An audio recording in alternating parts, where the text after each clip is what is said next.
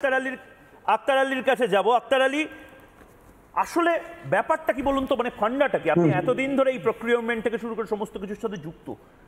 এই হ্যাঁ, আমি তিনটাই বিষয়টা বলবো। প্রথমে, আমাদের এই স্টেটে কি সিস্টেম জানেন তো? আপনি অন্যায় বা কোনো জিনিসের বিরুদ্ধে যখন প্রোটেস্ট করেন, যখন আওয়াজ তোলেন, তখন কি জিনিসটা ফ্যাক্ট ফাইন্ডিং কেউ দেখার চেষ্টা করে না। যে প্রতিবাদ করছে তাকেই টার্গেট করা হয়। যেরকম ডক্টর আশফাকুল্লাহ নায়ারকে আজকে টার্গেট করে ওর বাড়িতে লোক পাঠানো হলো। তার মানে এখানকার স্ট্র্যাটেজিটা কি? আপনি আওয়াজ তুললেন, আপনি হুইসেল ব্লোয়ার হলেন, আপনাকেই সাইলেন্ট করে দিল। কিন্তু এইটা দরকার কি ফ্যাক্টস আছে, আছে, আপনি কি বলতে চাইছেন, তাহলে এত বড় পর ঘটনা হতো না। 2 নম্বর হচ্ছে এই যে প্রকিউরমেন্ট থেকে নিয়ে supply chain, West Bengal medical service corporation বড় বাল্ক প্রকিউরমেন্ট করে। Central medical store. আপনার মুখটা কেটে যাচ্ছে, আপনি একটু মোবাইলটাকে যদি পেছনে নিয়ে যান, একটু মোবাইলটাকে পেছনে নিয়ে যান, আপনাকে পুরো দেখা যাচ্ছে না। দর্শক দেখতে পাচ্ছেন আপনাকে পুরো। একটু হ্যাঁ বলুন। ঠিক আছে, আমার কথা আপনি শুনুন। হ্যাঁ, ডাইরেক্টর, ডেপুটি ডাইরেক্টর, তারপরে ড্রাগ কন্ট্রোলার, তারপরে সিএমএস লেভেল, তারপরে ডিআরএস, তারপরে জেল মেডিকেল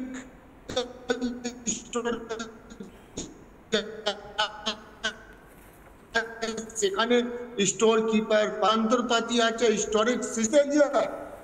তার মানে টপ টু বটম সবাইকে শাস্তি দেওয়া উচিত। যদি শাস্তি না দিতে পারে, তাহলে এই যে বাঘাযতীনের বিল্ডিংটা পড়ে গেল, সেখানে মেয়রকে অ্যারেস্ট করা হলো না কেন? সেখানে কাউন্সিলর চেয়ারম্যানকে অ্যারেস্ট করা, তার মানে আপনি যা করছেন জিনিসটাকে ঘুরিয়ে ডাইলুট করে দেওয়া হচ্ছে।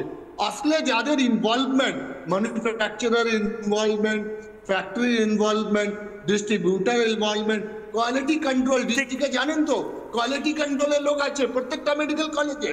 সে কোয়ালিটি কন্ট্রোলের লোক কি করছিল, সে এখন কি করছিল, তাকে তো জিজ্ঞেস করা হয়নি তুমি কি কোয়ালিটি চেক করেছো, ফাঙ্গাস আছে কিনা দেখেছো। মাইক্রোবায়োলজি ডিপার্টমেন্ট আছে, ব্যাকটেরিয়াল কালচার, ফাঙ্গাল কালচার হয়। তার মানে হচ্ছে পুরো সিস্টেমটাকে ঘুরিয়ে অন্যদিকে মানে মানুষকে ডাইভার্ট করা। আমি আপনার কাছে আসছি আবার। আমি অনেকক্ষণ ধরে সৌরভপ্রিয় বাবু বসে রয়েছেন, আমি অ্যাপ্রিসিয়েট করছি। সৌরভপ্রিয় বাবু পুরোটা শুনেছেন।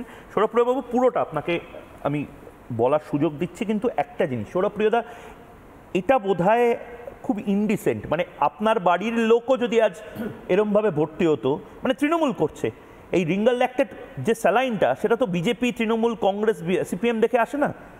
শরীরে প্রসূতির ভেতরে ঢুকলে যে ধরনের পার্শ্ব প্রতিক্রিয়া হতে পারে, সেটা তৃণমূল বাড়িতেও হবে। মমতা বন্দ্যোপাধ্যায়কে তো আপনাদের বলা উচিত যে দিদি, হয়তো আপনার ওয়ার্কলোড বেশি, আপনি অন্য কাউকে দিয়ে দিন, আমাকে দিয়ে দিন, দরকার হলে মানে সৌরভপ্রিয় বাবুকে দিয়ে দিন। কোনো একটা তো সলিউশন আপনারাই ঠিক করুন, আপনারা এত ভোটে জিতে এসেছেন। একটুখানি আনইন্টারাপ্টেড বলতে বলো, প্লিজ বলো। প্রথম কথা হচ্ছে যে আক্তার আলী যে স্যার আছেন, যিনি ডাক্তারবাবু, না ডাক্তার মানে নন মেডিকেল সুপারিনটেন্ডেন্ট, ওনাকে আমার মনে হয়েছে উনি রাজনৈতিক মদতপুষ্ট হয়ে কথাবার্তা বলছেন, ওনার ভাষাতে এবং কথাবার্তায় এটা পরিষ্কার। তাই ওনার বক্তব্য নিয়ে কোনো কথা বলবো না, এবং ওনাকে যদি সাসপেন্ড করা হয়ে থাকে, শোকজ করা হয়েছে, বেশ করেছে এখন মনে হচ্ছে। আবার 2, এখানে যারা আমরা বসে আছি, তুমি বসে আছো, কৌস্তব আছে, ডাক্তারবাবু আছেন, এখানে ফুয়াদ্দা দীর্ঘদিন ধরে তিনি ডাক্তারি করেছেন, যথেষ্ট ভদ্রলোক, এবং এখানে জুনিয়র ডাক্তার বসে আছে। এখানে একটা বয়ান জমা দাও যে আমাদের বাড়িতে মা, ভাই, বোন কারোর যদি কখনো কারোর প্রসব করতে যায় কোনো হাসপাতালে, সরকারি বা বেসরকারি, সেখানে আমরা কোনো সিনিয়র ডাক্তার না, আমরা এই ট্রেনি ডাক্তার এবং এই জুনিয়র ডাক্তার, এই পিজিটি ডাক্তার দিয়ে আমরা আমাদের পরিবারের কারোর প্রসব করাবো। হিম্মত আছে কারোর বলার এই কথাটা? হিম্মত আছে যে আমি যেখানে শিখছি, তুমি রিঙ্গাল ল্যাক্টেট দেবে, তোমার সময় বলিনি, আমি উত্তর দেব তোমার কথা, আমি উত্তর দেব, আমি তোমার কথা উত্তর দেব। আগে এটা বলো, আগে তুমি এটা বলো, আমি ওটাই পড়ে যাচ্ছি। আমি ওটা আচ্ছা আচ্ছা আচ্ছা শুনুন প্লিজ কন্ট্রোল। না কিন্তু এটাও না না না সৌরভদা, এটাও তো আমি যে সৌরভদা, এটাও তো ঠিক। সৌরভদা, আজকে এভাবে ডিফেন্ড করার থেকে, না না না, এভাবে ডিফেন্ড করার থেকে সিনিয়র ডাক্তার দরকার নেই, সব জুনিয়ররা তাই তো করছে, তারাই তো করছে, জুনিয়র ডাক্তাররাই তো কাজটা করছে, তথাগতরা বলতে পারবে। বলুন না, বলুন। আচ্ছা, তথাগত আমি বিয়ে করার পরে আমার বউয়ের প্রসব একজন জুনিয়র ডাক্তার হচ্ছে, আপনারা রিক্রুটমেন্ট করছেন না, সিনিয়র ডাক্তার দরকার নেই, সেটাই হচ্ছে দাদা। আচ্ছা, তুমি কটা হসপিটালের ওটির ভেতরে ঢুকে অপারেশন দেখেছো? না, ভেতরে আমি ডাক্তার, তুমি না আমি তোমাকে বলতে, আমি বলতে দাও ট্রেনিংদের। না, আমি তথাগত জুনিয়র ডাক্তার তথাগত অনেকক্ষণ বলেছে, অনেকবার বলেছে। আরে আপনি মিথ্যা বলছেন না সত্যি, সেটা তো জানতে হবে। আমার কথা হচ্ছে পয়েন্ট এই জায়গাটায়, সেদিনকে যে সিনিয়রদের দায়িত্ব ছিল, যে আরএম ওদের দায়িত্ব ছিল, আমি যদি ধরেও নিই আরএল বা স্যালাইনে প্রবলেম আছে কি নেই এটা পরের বিষয়। প্রবলেম তো আছে, কি বলছেন? একটা কথা মমতা বন্দ্যোপাধ্যায় কি চোখে দেখে বলতে পারবে নাকি স্যালাইনে বিষ আছে না নেই? বলতে দাও। মমতা বন্দ্যোপাধ্যায় এটাও বলেছে যে আমরা ওটাকে আপাতত ব্যান করেছি, রিটেস্টেড করব, এই লাইনটাও বলেছে, ওটা রিটেস্টেড হবে, এই লাইনটা তোমরা দেখাওনি। আচ্ছা, আমার কাছে কথা দাঁড়াও, যুক্তিগুলো সবাই বলেছে 2015 থেকে 2025 সাল পর্যন্ত রাজনৈতিক মদতপুষ্ট এই আক্তার আলী ডাক্তার, আপনি এত বছর জানতেন যে ওই স্যালাইনে প্রবলেম আছে, আপনি ড্রাগ কন্ট্রোল অফ ইন্ডিয়া বা সেন্ট্রাল গভর্নমেন্টের কাছে, রাষ্ট্রপতির কাছে কেন চিঠি করেননি, বা কেন আপনি কেন জনস্বার্থ মামলা করেন? সবটা আক্তার আলী জুনিয়র ডাক্তার সবার বক্তব্য পরে এসে আপনার মনে হচ্ছে যে আপনার উপর প্রতিবাদ করার জন্য আপনাকে শাস্তি দেওয়া হয়েছে, তাহলে আপনি মানুষের জন্য কি কাজ করেছেন? তৃতীয়, সেন্ট্রাল গভর্নমেন্ট বলেনি, তৃতীয়ত সেন্ট্রাল গভর্নমেন্ট এখনো এই স্যালাইন আসামে, আমি বলছি আসামে চলছে, উড়িষ্যায় চলছে, আসাম উড়িষ্যায় এই স্যালাইন চলছে কেন?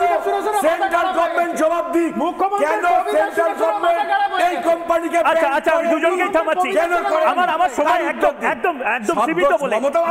বেশ, না মমতা বন্দ্যোপাধ্যায় কোনো দোষ নেই, না আরে রেগে যাবেন না, আরে রাখবেন না, আরে মমতা বন্দ্যোপাধ্যায় কোনো দোষই নেই, মমতা বন্দ্যোপাধ্যায় মুখ্যমন্ত্রী থাকুন, ঠিক আছে বাবা, আরে বাবা বলবো না, মমতা বন্দ্যোপাধ্যায়কে কিছু বলবো না, মমতা বন্দ্যোপাধ্যায়ের কোনো দোষ নেই, না দোষ জুনিয়র ডাক্তারদের, দোষ সিভিক ভলেন্টিয়ারদের, দোষ ময়ূক রঞ্জন ঘোষের, মমতা ব্যানার্জির কোনো দোষ নেই, দোষ আমার, আমি বলছি তো আমার দোষ একদম, আমি মুখ্যমন্ত্রী, মমতা বন্দ্যোপাধ্যায় মুখ্যমন্ত্রী না। বেশ, বুঝলাম, আমি তথাগতর কাছে যাব, কিন্তু তথাগত যাওয়ার আগে কুছ তো কারবারে মমতা বন্দ্যোপাধ্যায় কিন্তু জুনিয়র ডাক্তারদের প্রতি সদয় নন মনে হয়।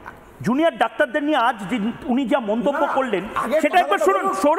সৌরভদা শুনুন, জুনিয়র ডাক্তাররা নাকি অ্যাক্সিডেন্ট, আরে শুনে নিন, হ্যাঁ একদম অ্যাক্সিডেন্ট পেশেন্ট যখন হাসপাতালে আসে, ট্রমা সেন্টারে আসে, তখন নাকি জুনিয়র ডাক্তাররা অনেক সময় না দেখেই মৃত ঘোষণা করে। এটা একটা ভয়ঙ্কর স্টেটমেন্ট, আমি শোনাবো, তারপর আমি তথাগতর এবং ফুয়াদ্দার স্টেটমেন্ট নিয়ে শেষ করব। শুনি। অনেক সময় আমি দেখেছি একটা অ্যাক্সিডেন্ট কেস গেল, প্রথমে জুনিয়ররা দেখে বলে দেয় মারা গেছে, নিয়ে চলে যায়, তাকে তো আমি চেষ্টা করবো অ্যাটলিস্ট যদি কোনোভাবে বাঁচানো যায়, তাকে লাইফ সাপোর্ট দেবো, তাকে আমি আইসিসিউতে নিয়ে যাব, তার পরিবারটা তো দেখবে যে তার অ্যাটলিস্ট চেষ্টা করা হয়েছে।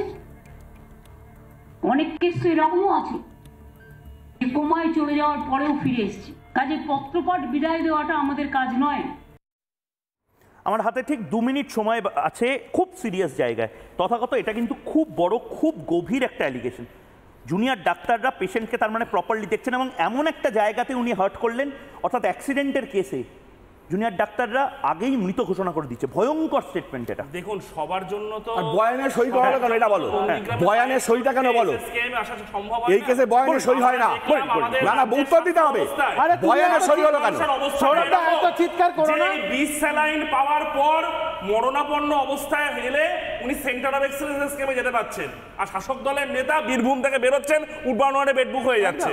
ইয়ার কি হচ্ছে এটা? আরে ভাই তুমি আমরা জুনিয়র ডাক্তার হিসেবে বলছি, শুনুন, আপনার সরকার যে গর্ব করে বলে যে প্রসূতি এবং শিশু কেয়ারের ক্ষেত্রে রাজ্য এগিয়ে যাচ্ছে, তার সিংহভাগ কৃতিত্ব এই ডাক্তারদের। একদম, তাহলে এটাও স্বীকার করুন, জুনিয়র ডাক্তার এবং সিনিয়রদের যে কাঠগড়ায় তুলছেন, এটা স্বীকার করুন। ওখানে সিনিয়ররা থাকলেও আরএলই চালাতো। আপনি পোস্টমর্টম রিপোর্টে মাল্টি অর্গান ফেলিওর ছিল, সেপটিক শক ছিল না, এই সেপটিক শকের জন্য মারা গেছে, ট্রেডিং গেলে ঠিক হয়েছে, একদমই নয়। আপনি মিথ্যে কথা বলছেন এখানে অন ক্যামেরা, আপনি মিথ্যে কথা বলছেন। আপনার এই জুনিয়র ডাক্তারদের জন্য, আরে আপনাদের সুদীপ্ত রায় ছিলেন বলুন কি, আপনাদের সুদীপ্ত রায়, আপনাদের সুশান্ত রায় যারা কি করেছে, দৃষ্টিদান কমপ্লেক্স কার, সরজু নার্সিং হোম কার, ওনাদের বলুন কি, আপনাদের এমএলএ, আপনাদের নেতারা করে বেড়াচ্ছে এগুলো, বলুন কি, আপনাদের নেতারা করে বেড়াচ্ছে, বলুন কি এগুলো, বলুন এগুলো। হিম্মত থাকলে শাস্তি দিয়ে দেখান, হিম্মত থাকলে শাস্তি দিয়ে দেখান, হিম্মত হলে করে দেখান। আমার সময় শেষ। আমি ফুয়াদ্দার থেকে 30 সেকেন্ড বলেছিলাম। সৌরভদা যা চিৎকার শুরু করেছে, সৌরভদাকে আরএল স্যালাইন দিতে হবে, নেবে তো? সৌরভদা আরএল নেবে তো? কিন্তু ফুয়াদ্দা লাস্ট 30 সেকেন্ড এটা কিন্তু খুব সিরিয়াস চালিয়ে গেছেন, খুব সিরিয়াস চালিয়ে বলছি। মমতা বন্দ্যোপাধ্যায়ের বক্তব্য তো সারবত্তা রয়েছে, কেন আপনাকে বুঝতে হবে যে চিকিৎসা ব্যবস্থা একটা টিম হিসেবে কাজ করে। আমার দুটি মেয়ে আমার বউর প্রসবের সময় হচ্ছে, জুনিয়র ডাক্তাররা দেখেছে, সিনিয়র ডাক্তারদের তদারকিতে সেইভাবে হেলথ সিস্টেমটা চলে। ঠিক। এবং ওনার বক্তব্য সারবত্তা রয়েছে। আমার শুধু এটা যোগ করার আছে যে ড্রাগ কন্ট্রোলারে কিন্তু জুনিয়র অফিসারদের কাজ যে করার কথা ছিল, উনি তো তাদের সিনিয়র অফিসার। বা ড্রাগ কন্ট্রোলারগুলো হচ্ছে যাদের ইন্সপেকশন করে সঠিক স্যালাইন তৈরি হচ্ছে কিনা তাদের যদি গাফিলতি হয়ে থাকে, তাহলে ওদের যে সিনিয়র ডাক্তারবাবু, ওদের মাথায় যে মমতা বন্দ্যোপাধ্যায় বসে আছে, উনাকেও তো শাস্তিযোগ্য অপরাধের মধ্যে নিয়ে আসা। ঠিক বড় খবর এই মুহূর্তে মমতা বন্দ্যোপাধ্যায় স্বাস্থ্যমন্ত্রী, তিনি কোনো দায় নেবেন না। জুনিয়র ডাক্তাররা দোষী, জুনিয়র ড্রাগ অফিসাররা দোষী, সিনিয়রদের কিছু বলা যাবে না। এটা আজকে থেকে স্বঘোষিত একটা নিয়ম যেন মমতা বন্দ্যোপাধ্যায় ঘোষণা করে দিন। ছোট্ট বিরতি নিচ্ছি, বিরতির পর ফিরে আসছি আমি ময়ূক, সঙ্গে থাকুন। নানা ধরনের কন্টেন্ট দেখার জন্য লাইক করুন, শেয়ার করুন আমাদের ফেসবুক পেজ, সাবস্ক্রাইব করুন আমাদের ইউটিউব চ্যানেল। পাশাপাশি অন্যান্য ব্রেকিং নিউজের জন্য অবশ্যই চোখ রাখুন রিপাবলিক বাংলায়।